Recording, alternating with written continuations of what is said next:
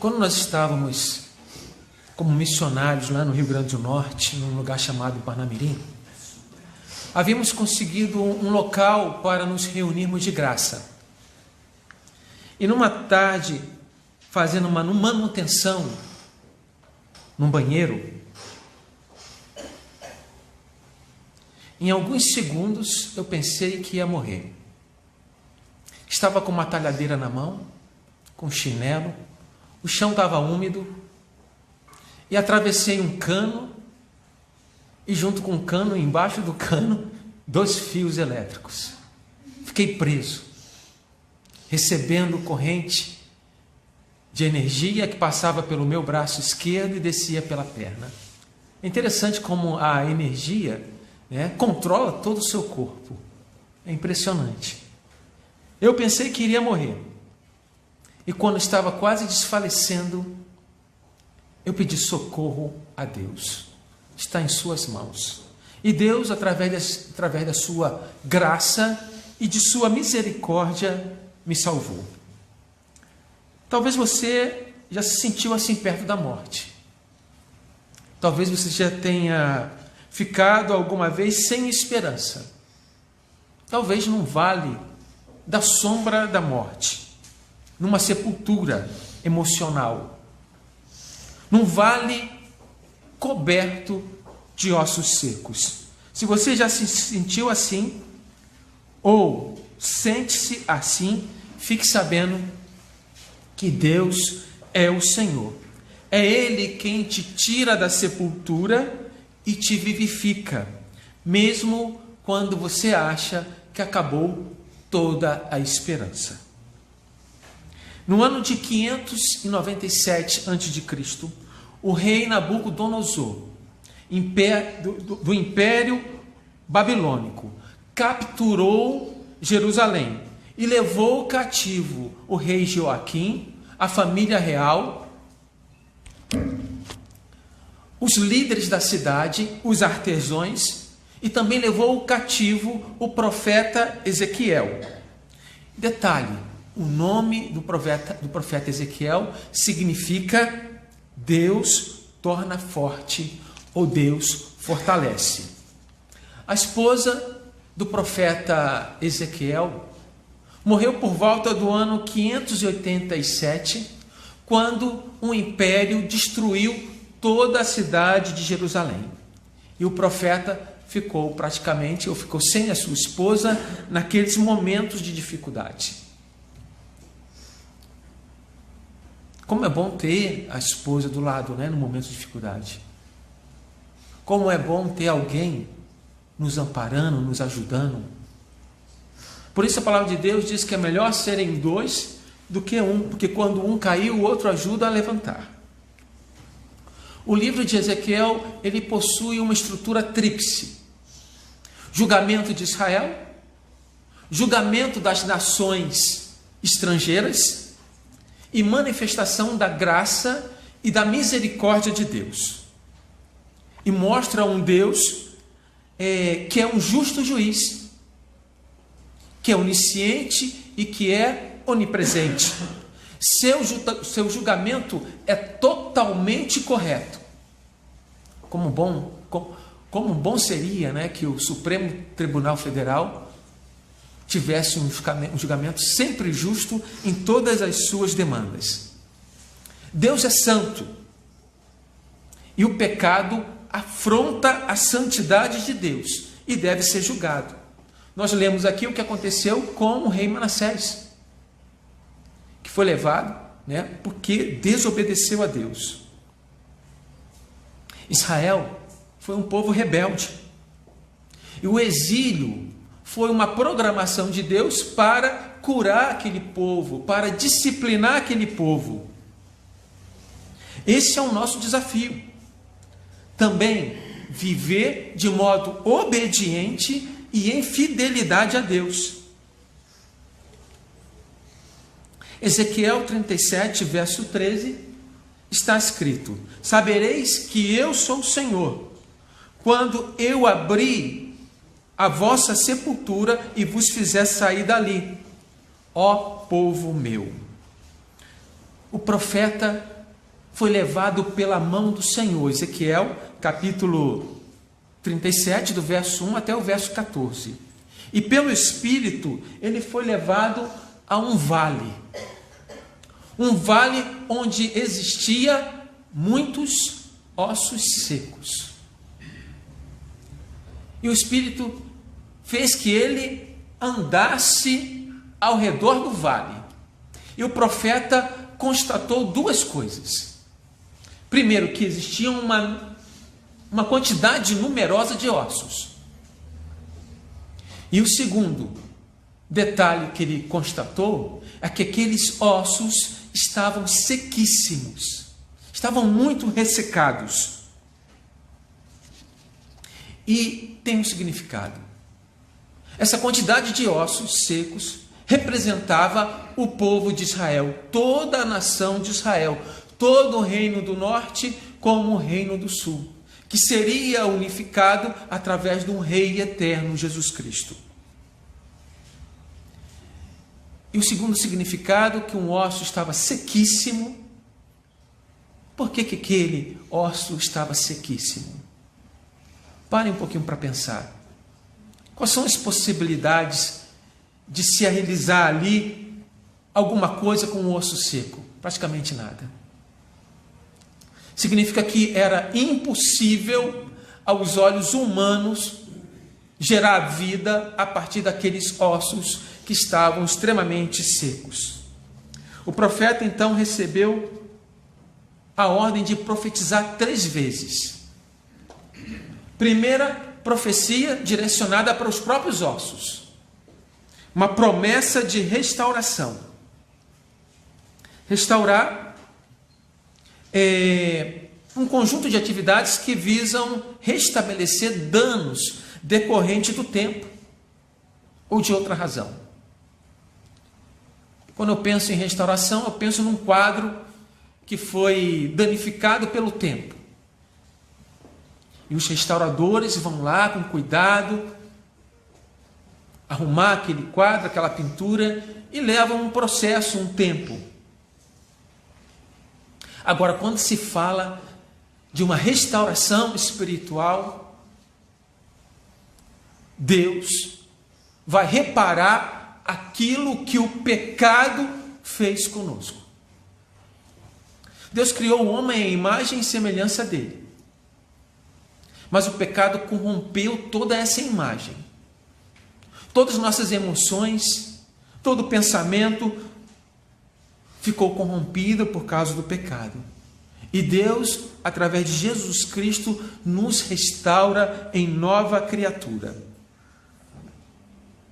Para esta restauração espiritual, só a ação de Deus, só um milagre. Mas primeiro, nós precisamos, primeira parte da restauração, primeiro nós precisamos ouvir. Não apenas escutar. Diariamente nós escutamos várias coisas. Aqueles que são viciados na internet, no smartphone, estão sempre escutando as notícias. Aqueles que gostam de música estão escutando música. Mas nós precisamos ouvir. Mas ouvir com o coração.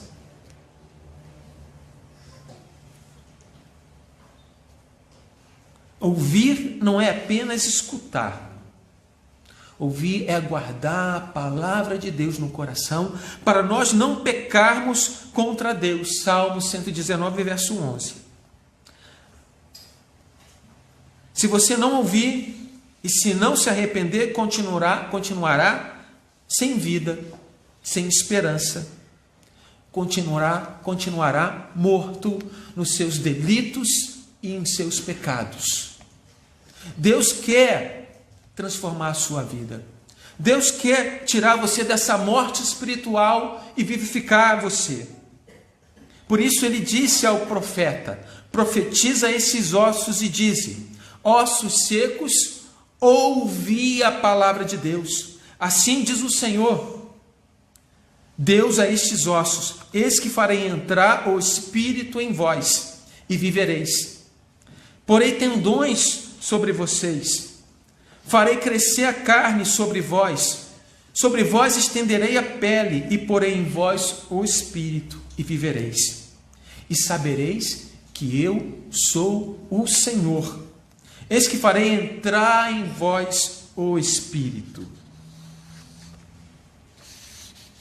O segundo passo é Deus quem executa. Primeiro é ouvir. E mesmo esse ouvir, Deus abre o nosso entendimento. Ele revela a sua palavra. Ele nos dá a fé para que nós possamos ouvir. E a segunda parte também Deus executa, que é o milagre. É produzir vida espiritual naquele que está totalmente morto. Aqueles ossos estavam espalhados no vale, sem vida. E de repente se ouve um barulho,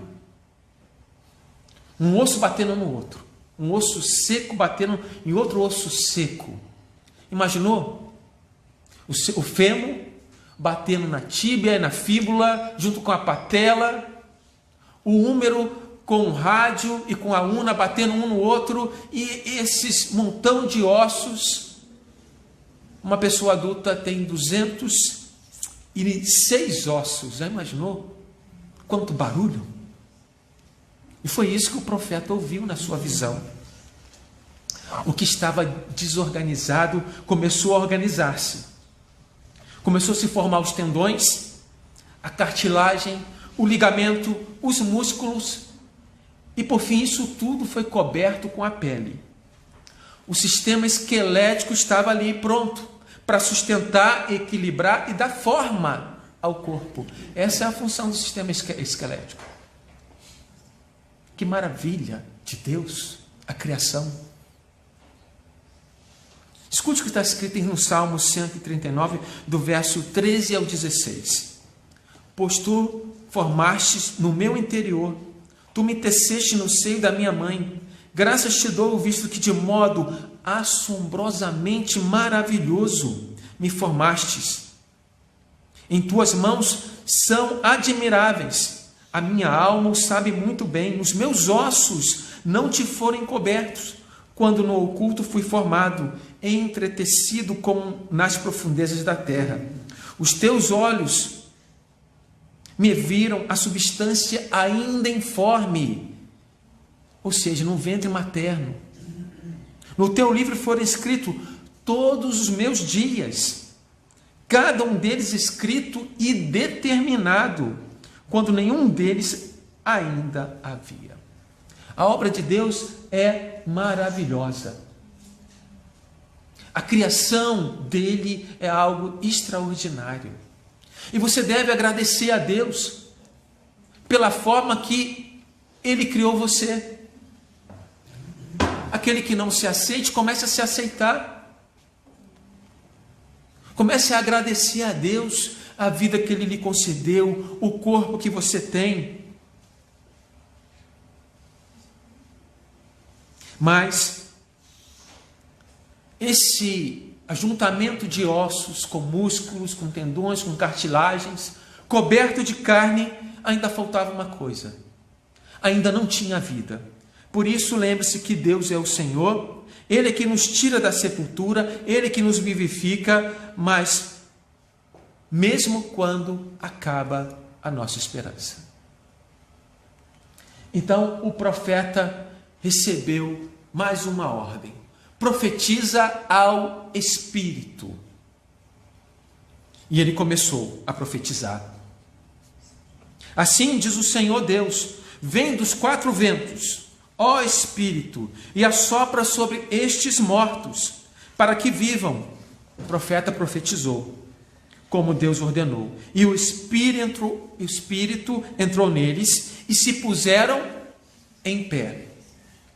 Um exército sobremodo numeroso. Deus, quando criou o ser humano, ele criou também em duas etapas.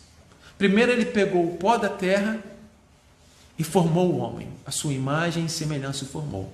Depois, segunda fase, ele soprou do Espírito, o fôlego de vida. E aqui nós vemos também essa passagem. Tá? Sopro é um sinal de vida. E vem a ser nesta profecia o próprio princípio de vida, o Espírito Santo. Porque só Deus pode realizar isso, porque Deus é o Senhor. Ele nos tira da sepultura, nos vivifica, mesmo quando acaba a nossa esperança. E a terceira profecia é a profecia voltada ao povo de Israel. Aqueles ossos simbolizavam este povo de Israel. E eles diziam: pereceu nossa esperança. Eles estavam no cativeiro.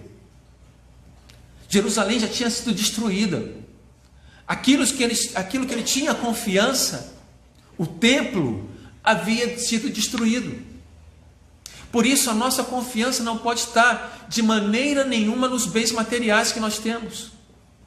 Não podemos confiar em homem. Devemos confiar sim em Deus. O profeta então disse: então me disse, filho do homem, estes ossos são toda a casa de Israel. Eis que dizem: os nossos ossos se secaram e pereceu nossa esperança. Estamos todos exterminados. Porquanto profetiza e diz: assim diz o Senhor Deus: eis que abrirei a vossa sepultura e vos farei sair dela, ó povo meu, e vos trarei a terra de Israel. Sabereis que eu sou o Senhor, quando eu vos abrir a vossa sepultura e vos fizer sair dela, ó povo meu. Porém em vós o meu espírito, e vivereis, e estabelecerei a vossa própria terra. Então sabereis que eu sou o Senhor. Disse isso e o fiz, diz o Senhor. A visão do profeta agora passa do campo de mortos em batalha para os mortos na sepultura.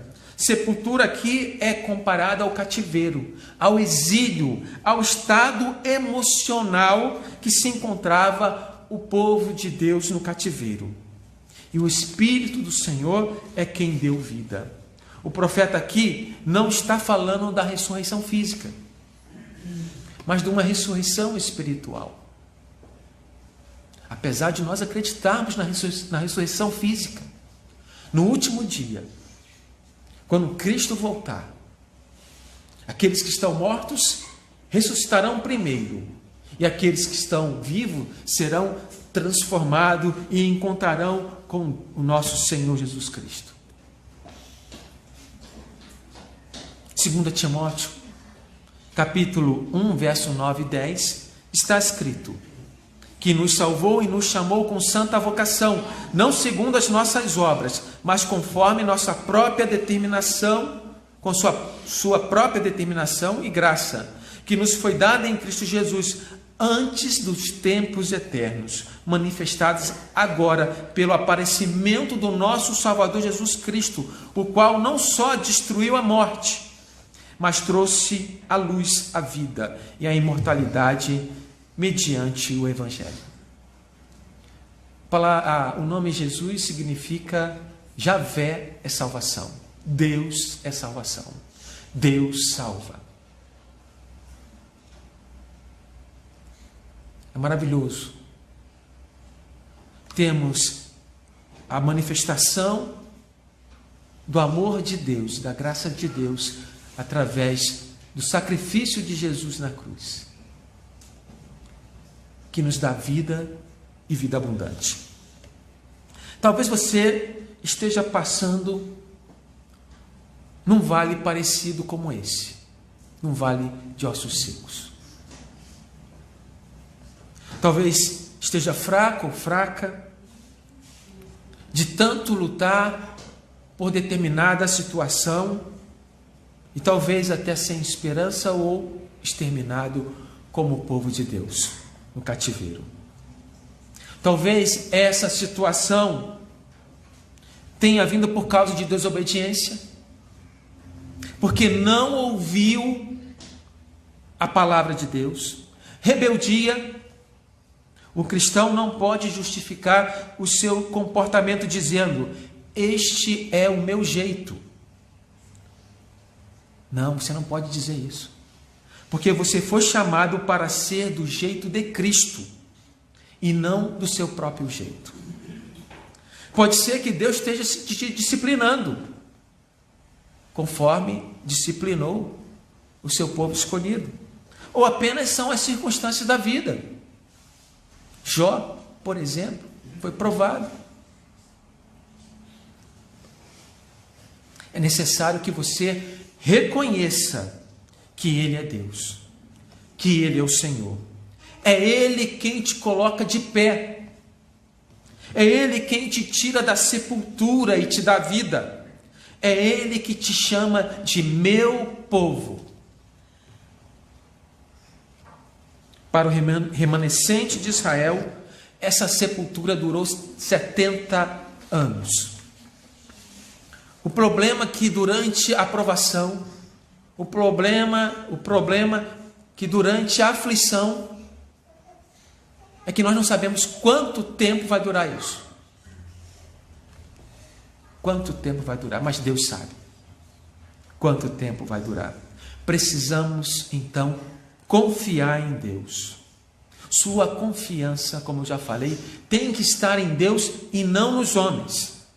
Apesar do impossível, apesar da total falta de esperança, Deus continua sendo o Senhor. É Ele que é capaz, Ele é quem é capaz de te tirar da sepultura e te dar vida. Essa vivificação pode acontecer de dois modos. Primeiro, através da ação de Deus no coração do ser humano que ainda não o reconheceu como Deus, não reconheceu Jesus Cristo como seu Filho, fazendo ouvir a sua voz, chamando-o pelo seu nome para se tornar seu povo. Deus é o Senhor e é Ele quem vivifica aquele ser humano que está morto no seu delito e no seu pecado.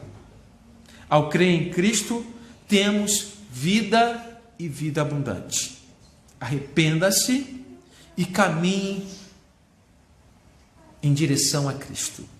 O segundo modo é para você que já é cristão, mas que está fraco nesta caminhada, sem esperança, talvez passando no vale da sombra da morte. Para você, fique sabendo aquilo que está sendo repetido aqui nesta noite. Deus é o Senhor. É Ele quem te coloca de pé. É Ele quem abre a sepultura. É Ele quem te tira de lá. É Ele quem te chama povo meu. Confie em Deus. Jesus disse que estaria com você até a consumação dos séculos. Você não está sozinho. Você não está sozinha. Ainda que eu ande pelo vale da sombra da morte, não temerei mal algum, porque tu estás comigo, o teu bordão e o teu cajado me consolam. A graça e a misericórdia de Deus irão te alcançar. Além de Deus estar contigo, o próprio Jesus, ou melhor, está contigo. Deus nos enviou o Espírito Santo que nos assiste, que está neste tabernáculo frágil, nos auxiliando a caminhar. Além de Jesus, além do Espírito Santo, também Deus está com você, porque nada pode nos separar do amor de Deus. Nem tribulação, nem angústia, nem perseguição, nem fome, nem nudez, nem perigo, nem espada. Nem a morte, nem a vida, nem anjos, nem principados, nem as coisas do presente, nem as coisas do futuro, nem os poderes, nem altura, nem profundidade, nem qualquer outra criatura pode nos separar do amor de Deus que está em Jesus Cristo, nosso Senhor.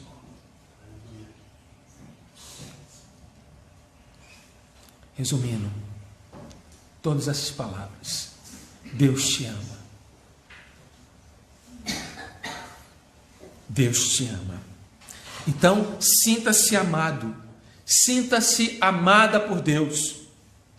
Sinta a presença do Espírito Santo. Perceba diariamente a companhia de Jesus Cristo. Lembre-se que nada pode te separar do amor de Deus. E lembre-se, nesses momentos de dificuldades, nesses momentos que você está passando num vale de ossos secos, que Deus é o Senhor. É Ele que nos tira da sepultura. É Ele que nos vivifica, mesmo quando achamos que não temos mais esperança. É Ele quem te coloca em pé. E Ele que te chama de povo meu. Amém?